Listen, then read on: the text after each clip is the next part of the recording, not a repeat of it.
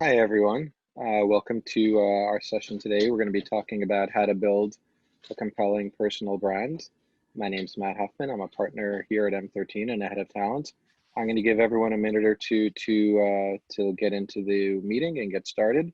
I know we're a minute late, so I appreciate everyone's patience, and then we'll start in about 30 seconds.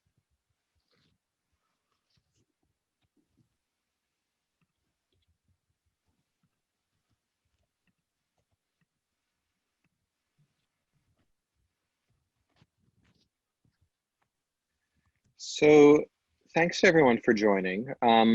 Before we get into the formal session, I just want to, I guess, kind of take a moment to step out of the bubble a little bit, acknowledge what's going on in the world around us, right? I recognize, I think we all do recognize the incongruity of talking about the importance today of creating an authentic personal brand and identity.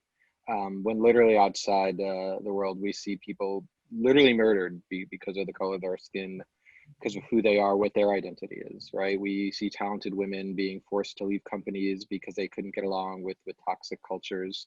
We see people being bullied because they choose to present themselves as who they really are, right? And so in the context of that, I want to acknowledge that, and I know that it's hard sometimes to focus on business as usual, and we get that, and we're certainly not going to be able to solve all of those problems in the next 45 minutes or so. But I did want to just take that moment to recognize the larger context of everything that's going on. At M13, we're deeply committed to doing everything we can to drive positive change in our community and to drive the change in the venture ecosystem at large. Hopefully, this conversation is a part of that today, and we hope you'll keep joining us in our journey. And I appreciate everyone kind of sticking with us and doing that.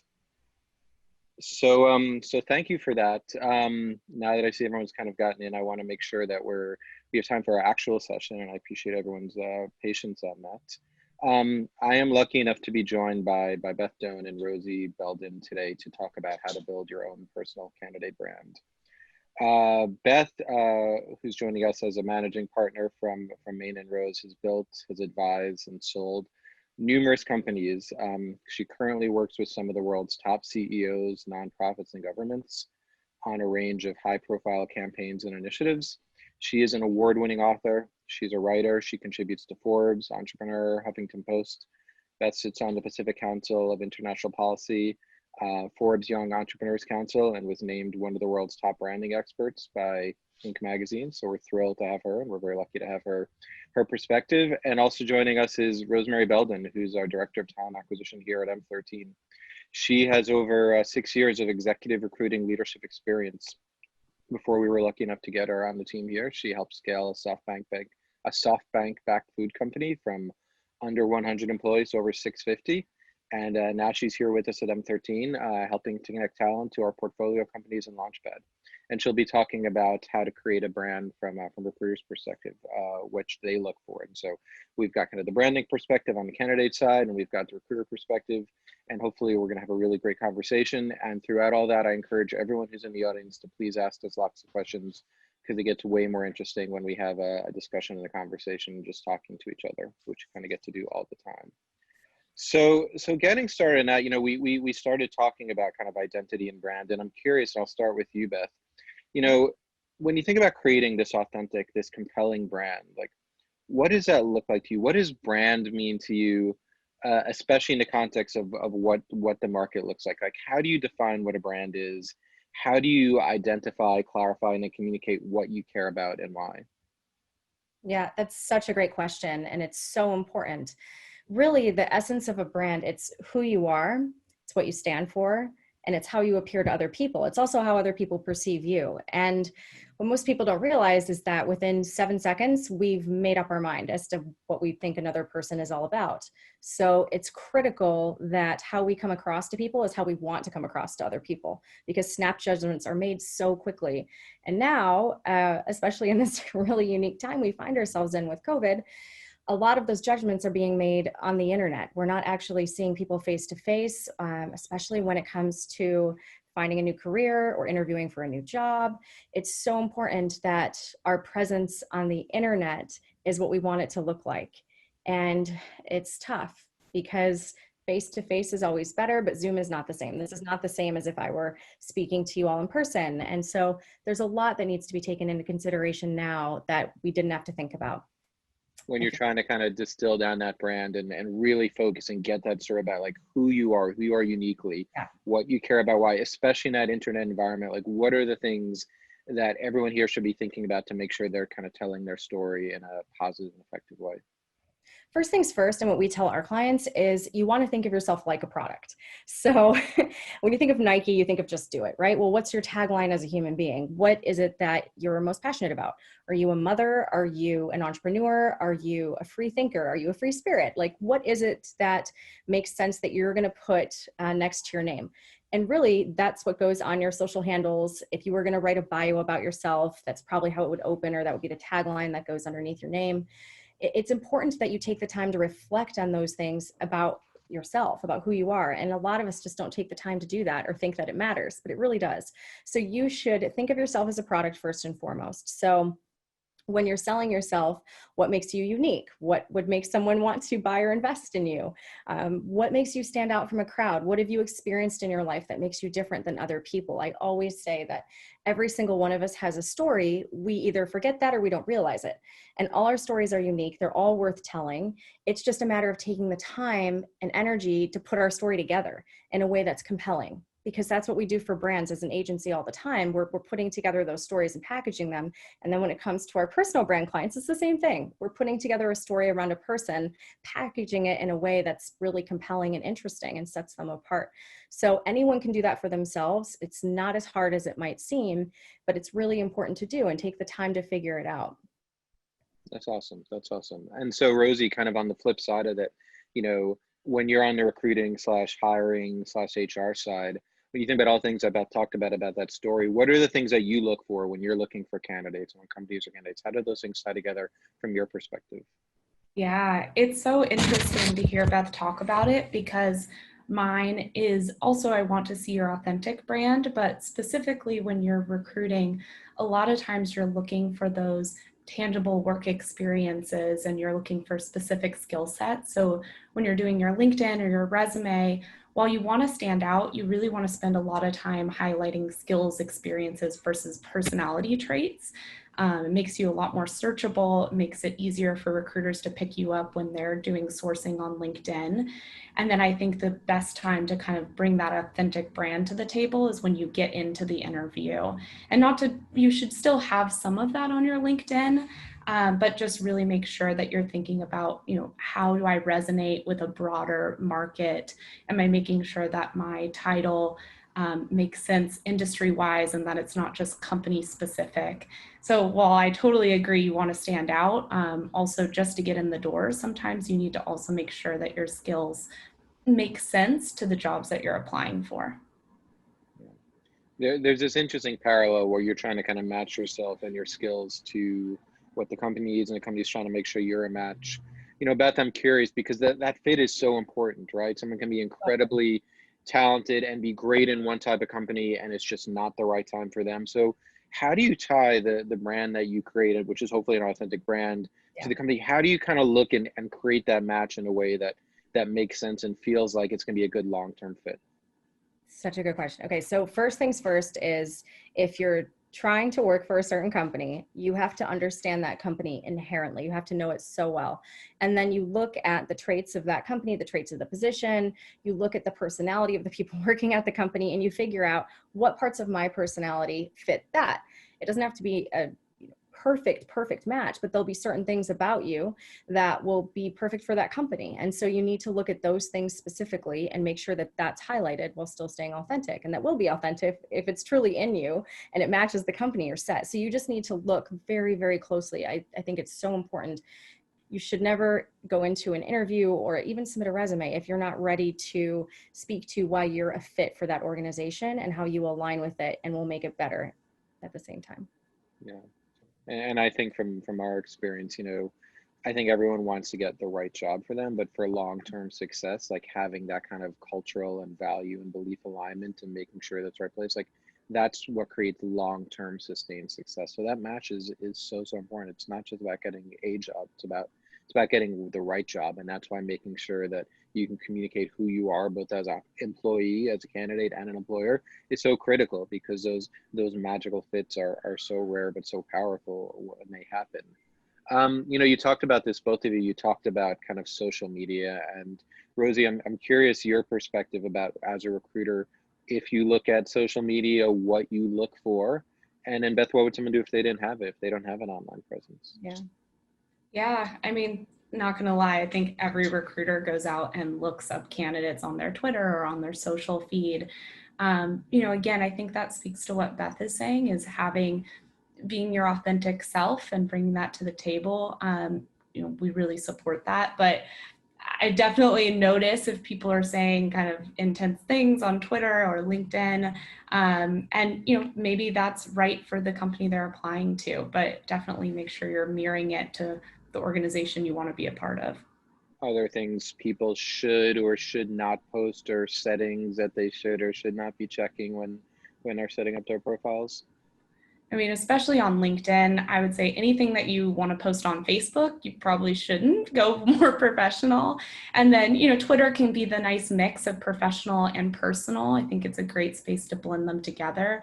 And then, for your Instagram and Facebook, I think when interviewing, just make them private, probably for the best. Yeah, that's what I would say. Beth, what if they don't have any kind of social media presence? Is that a good thing? Is that a bad thing?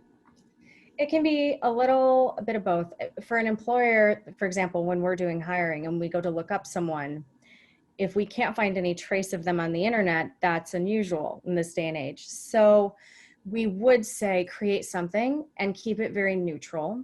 Keep it true and authentic, but keep it neutral. We'd even say don't post to it. If you're not someone who's posting to social media already, don't do it just because you want a job. But it doesn't hurt to claim your name on every single platform. So make sure that you own your name on Twitter, Instagram, Facebook, the main platforms.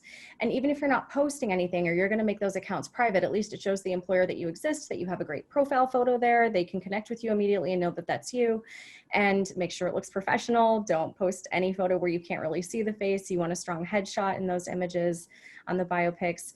And if you're not someone that posts on social, don't start posting, but it is good, we would say, to have an account on the platforms and then either make it private or don't have any posts there.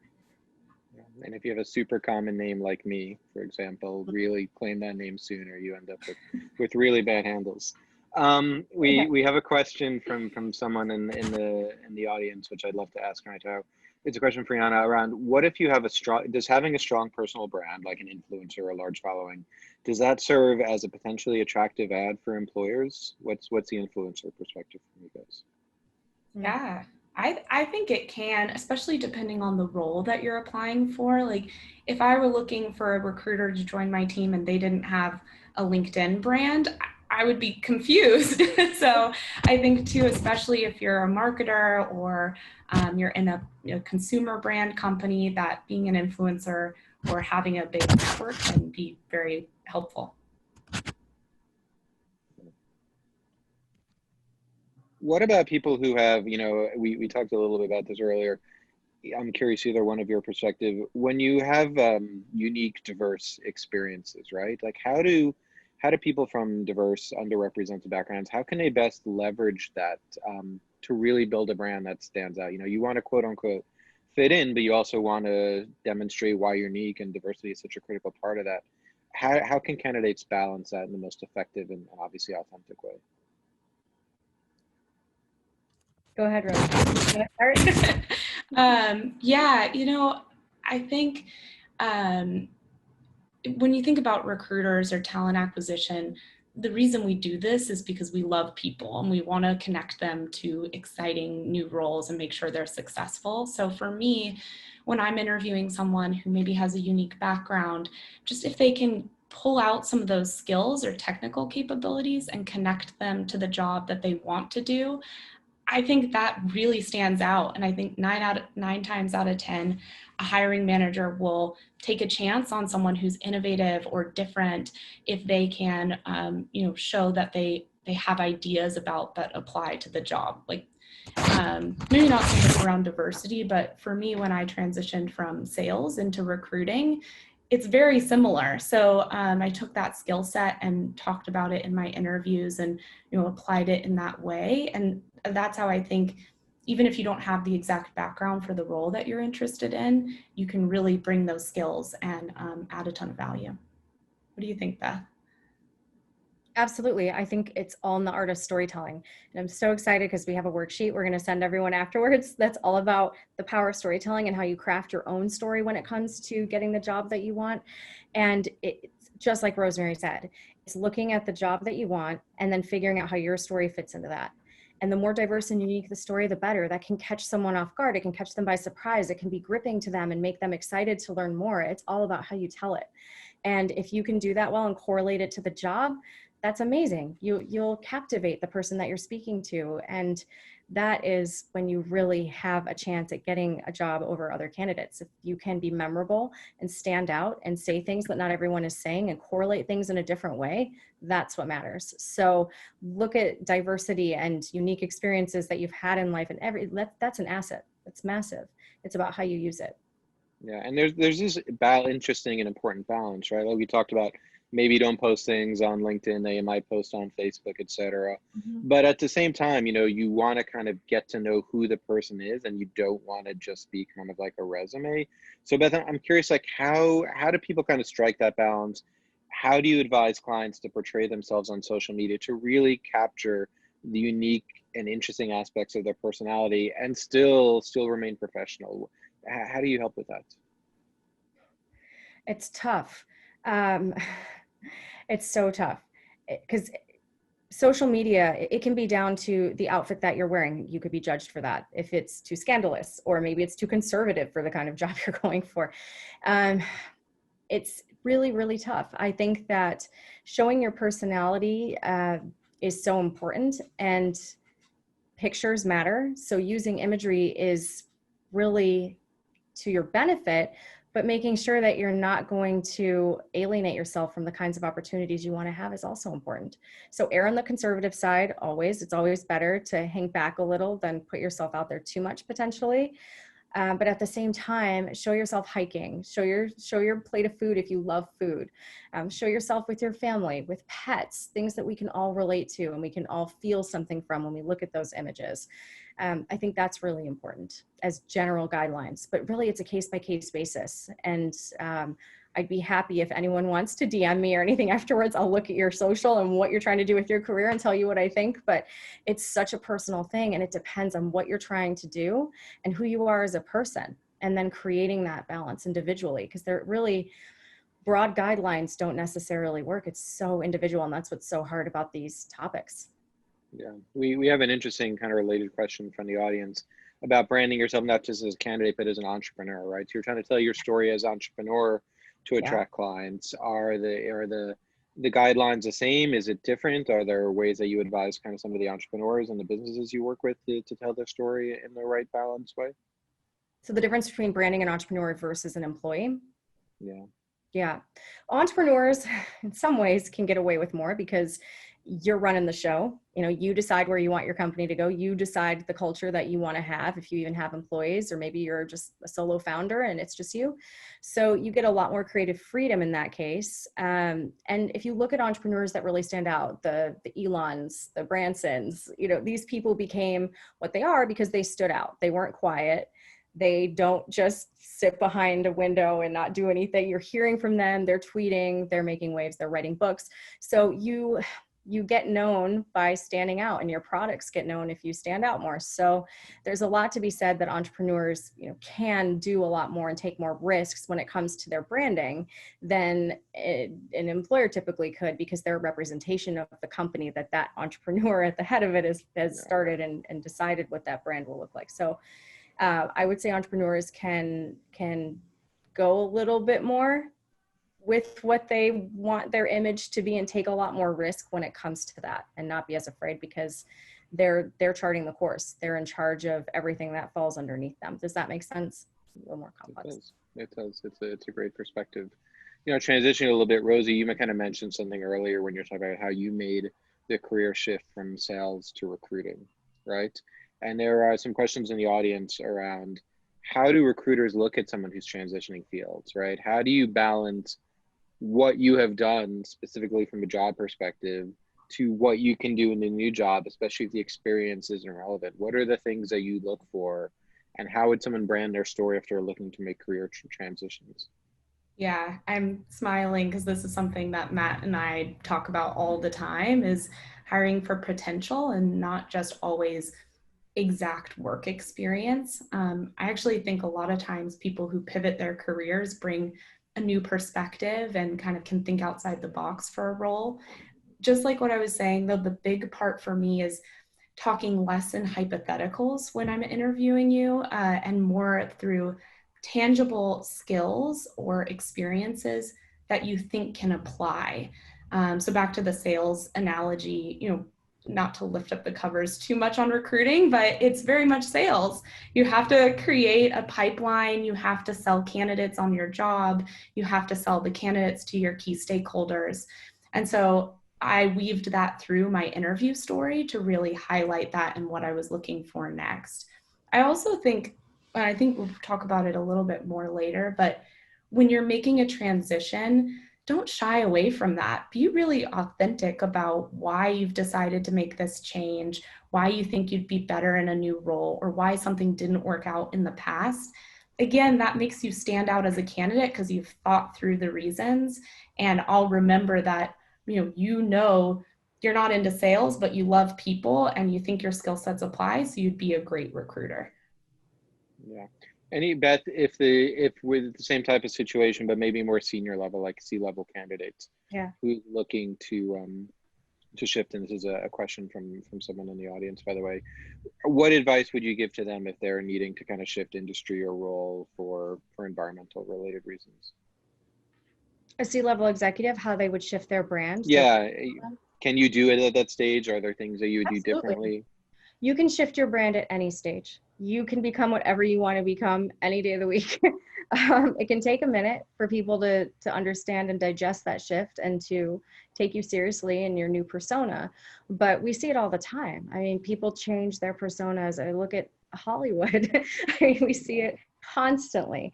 And even at our agency, we've helped everyone from not just the celebrity clientele, but a lot of C-level executives, prime ministers, world leaders, people who have changed who they are as an individual and need to come across that way to people who see them one way, and now they need to be perceived differently because they've changed. They've truly changed. So you can change at any time.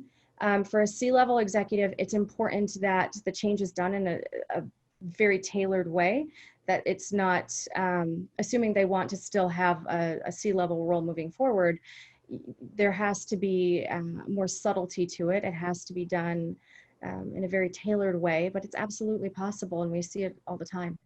What's the most important piece of advice you can give to a candidate who's looking to transition careers or industries? For career industry transitions, it's immersing yourself in it and making sure that if you're going in a whole nother direction, that you understand that direction so well, and that you're living it and breathing it, and you understand the language, you understand the players in the field, that you're going to every single event that has to do with that field, that you're attending all the webinars, you're following all the social channels, that you're eating and sleeping and breathing it. And then you'll be fine, because if you immerse yourself in anything and you are really passionate about it, you can find success. If you work super hard and you're really passionate into transitioning into that career and you connect yourself with the right people, things will happen.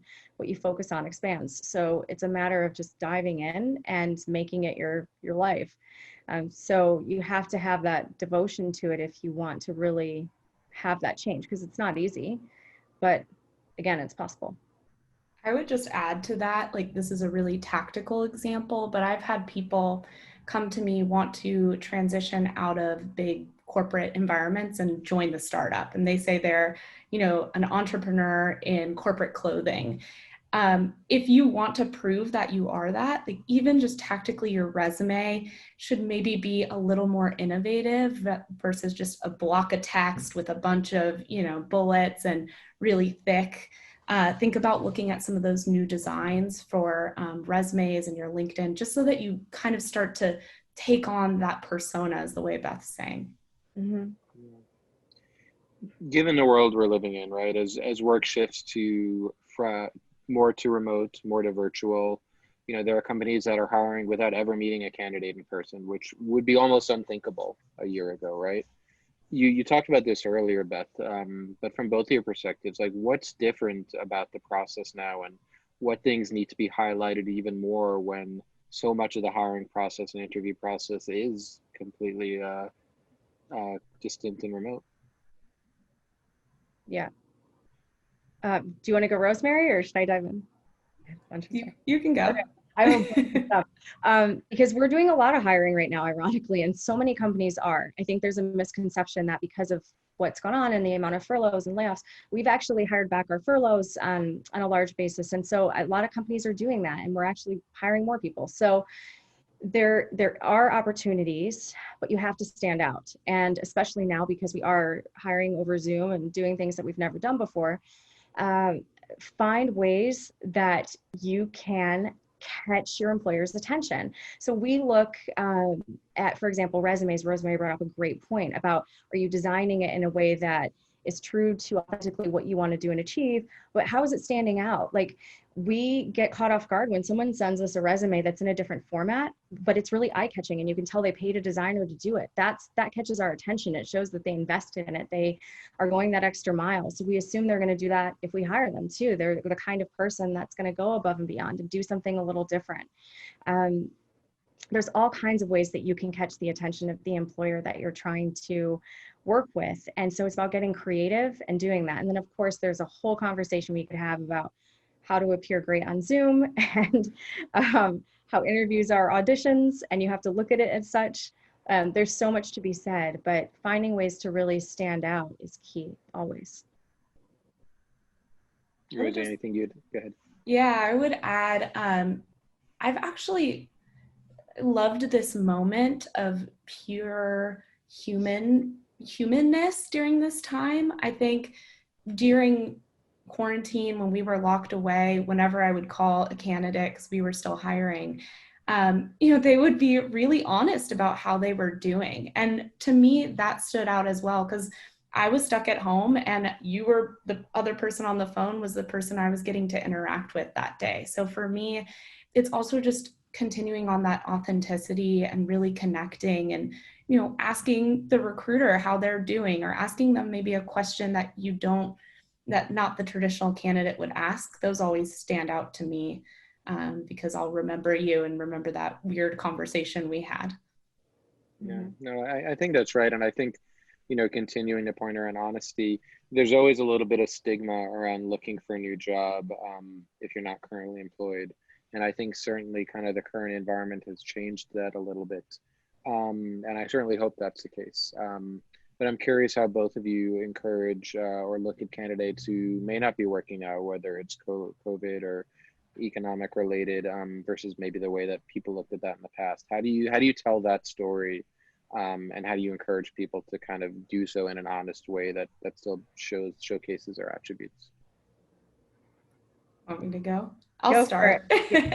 Well, again, I think it's important to know that recruiters are in HR, so they know that a lot of times businesses fail, roles change, people change, the manager might change. So for me, it always means a lot when candidates will call it out and say, hey, I actually left my company because it wasn't the right fit, but your job is the perfect fit, and let me tell you why, and this is how it pivots from that.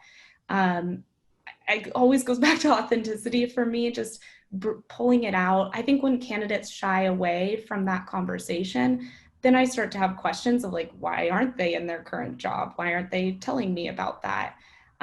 Versus like, even if you just, hey, like I was burnt out, I needed to take some time off, I've refreshed, I know what I'm looking for now. Actually, when I did executive recruiting at a firm, I loved when executives took some time off, because I hated having to plug a burnt out leader into a new role. And I was just so worried if they would be successful. So to me, just telling your story and being really honest about it and how it connects to what you want to do next, that's amazing. It's so true. I second everything that you just said, Rosemary. It's perfect. If you're confident, you give the employer confidence in you.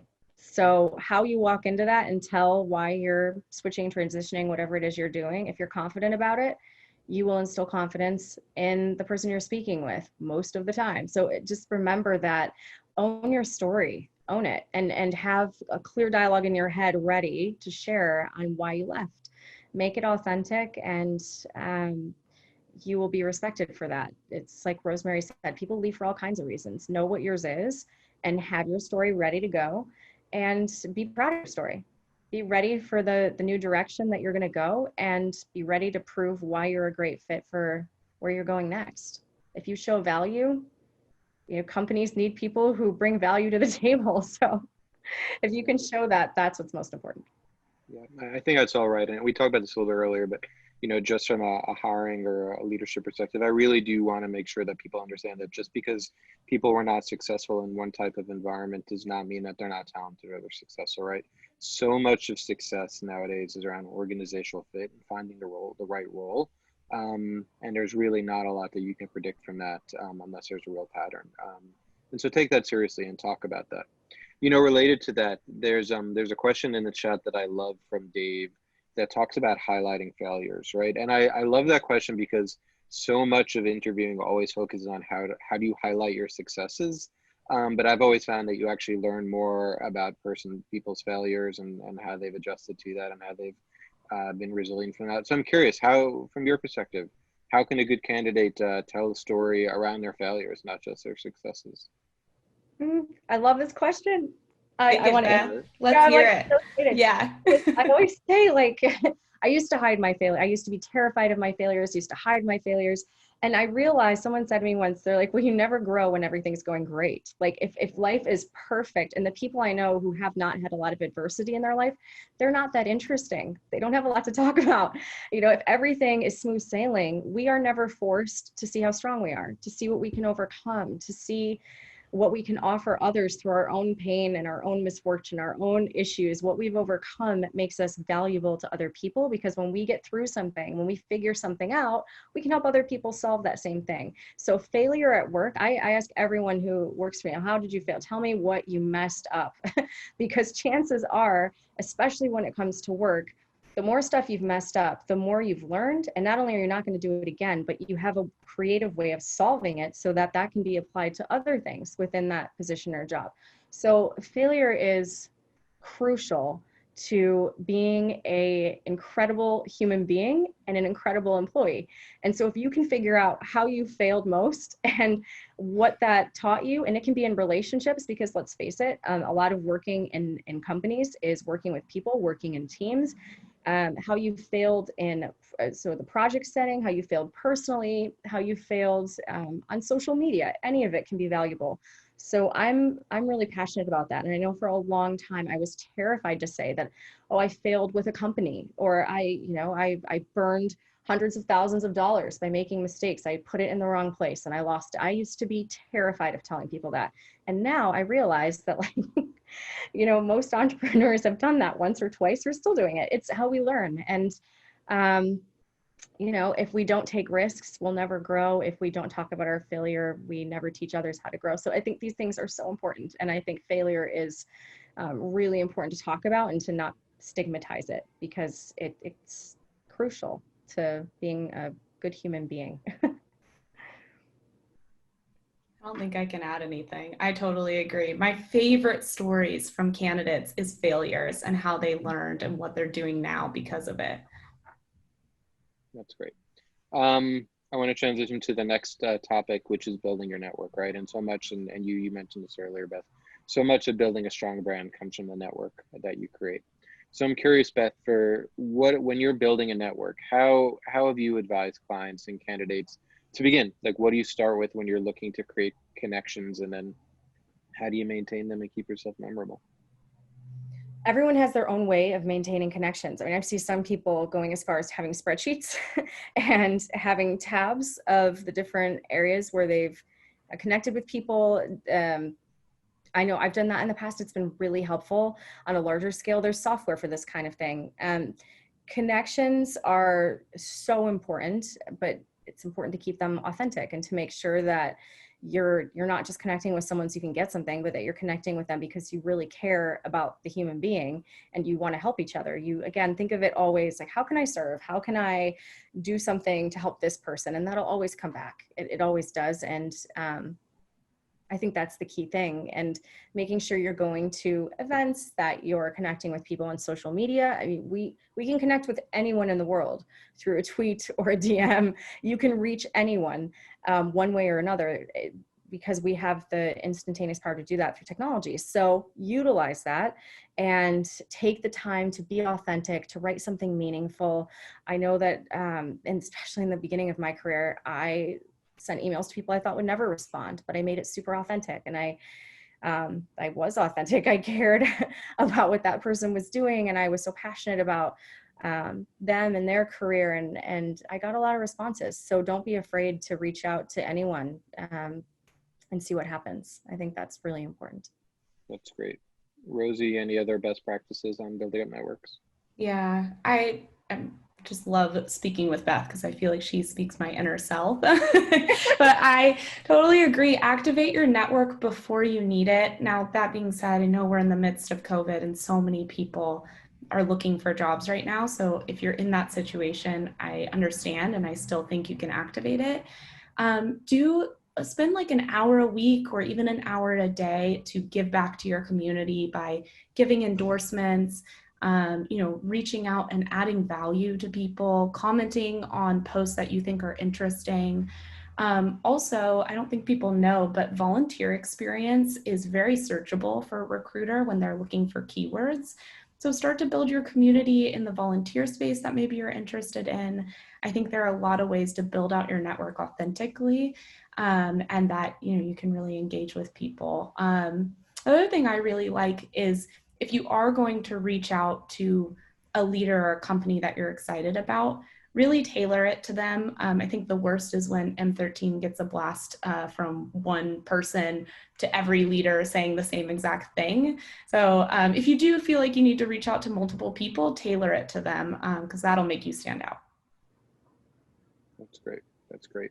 We have so many great questions in the chat, and I'm so appreciative of it. I'm trying to get to all of them, and hopefully we can. But here's another fun question that I really like. This is probably a better question for you to start, Rosie. And the question comes from Anne. What are you looking for when you ask the question of what you would do in your first 90 days? Ooh. Is there, what are you looking for? And then Beth, is there maybe a good answer, a way to kind of tie it to the way you tell your own story? What do you look for? We asked that question. So yeah. what are we looking for? Yeah, I think just at that point, if I'm asking you that question, hopefully you have enough information to tell me about what you think this role needs and the value that you can bring, and even examples of like what you did 90 days at your last company and how maybe you tailor it to my company versus a bit more. Sometimes the 90-day can be very hypothetical. And that's a bit harder because you're kind of guessing at the space. So if you can bring some examples of things you've done in the first 90 days that worked really well in your last job, but that you would tweak to this job because you see how different it is, that would be a great answer. Yeah, I think that's right. A lot of times you probably don't even get that question asked in the first round, right? So to your point, you've actually had a couple of conversations and you've done the research that Beth has talked about. So a lot of time when we do that, it's really around like, this is a good way to kind of sense your thinking. Like, do you really understand the space? Do you dive right in and get stuff done? Do you build relationships? Do you ask questions? What do you know? What do you need to find out? It's a really good way. And we're not doing interviewing per se session, but so much around interviewing is really getting a sense of how they would actually operate on the job. So you're not going from the hypothetical to the specific. And asking what you do in an idea is a very specific question that's actually tied to what you're actually going to do. So really demonstrating that you understand what the company needs and how you add value, so critical from a recruiter perspective for me.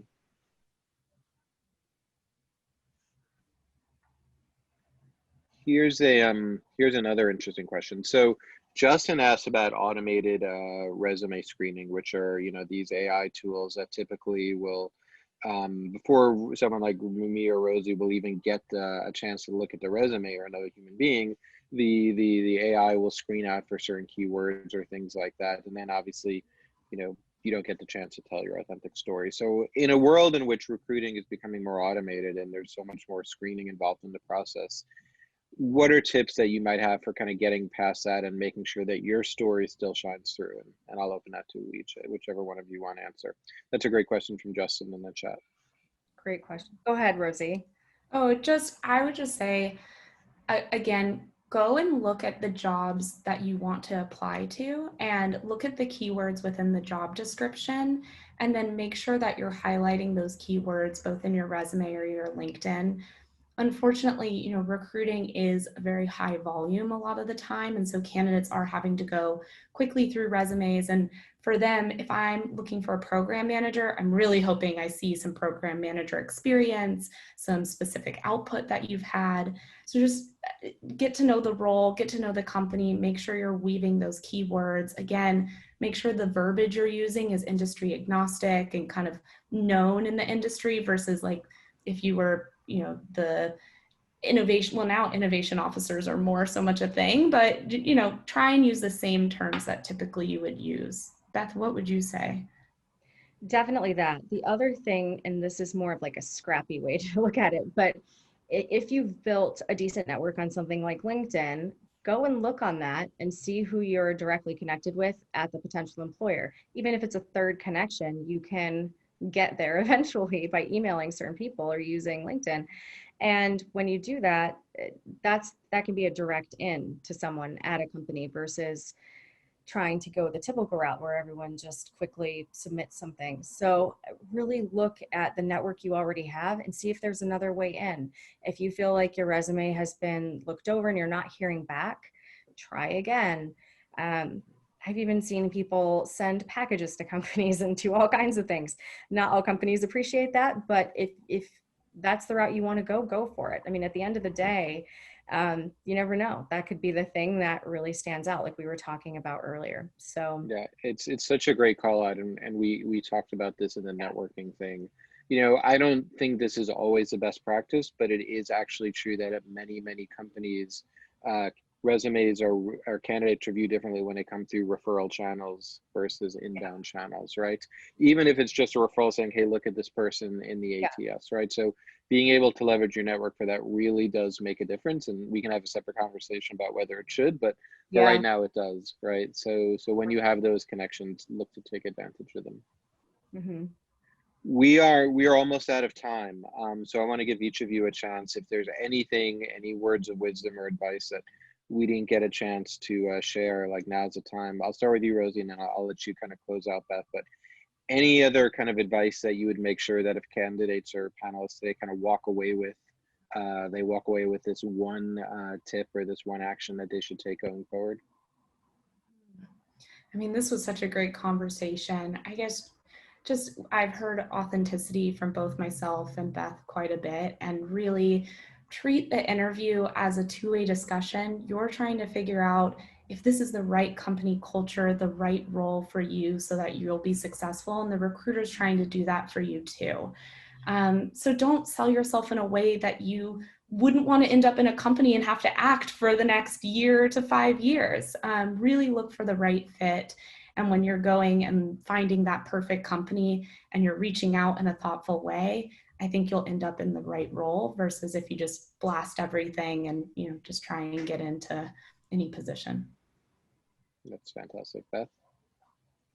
You definitely echo that. I think that you're interviewing them just as much as they're interviewing you, which is what Rosie just said. And when you come prepared with your own questions and your own observations, that's impressive. That's something that really catches the person interviewing you's attention. And so keep that in mind. This is about your future. It's not don't let yourself, no matter how much the desperation might be overwhelming, especially right now, I think don't ever let that come through because you want the right fit. And that's the most important thing. Amazing. Thank you both for doing this. Thank everyone who joined. We're going to be sending out follow-up for some of the questions we get to answer. I know Beth has some amazing content that she'll be sharing out. Thanks everyone for joining today. Thanks for being part of our constellation. Keep an eye out for a follow-up email. And if you want to learn more about all things we're doing at M13, please check out our website. at m13.co. Thanks everyone for joining. Bye-bye. Thank Hi, you. everybody.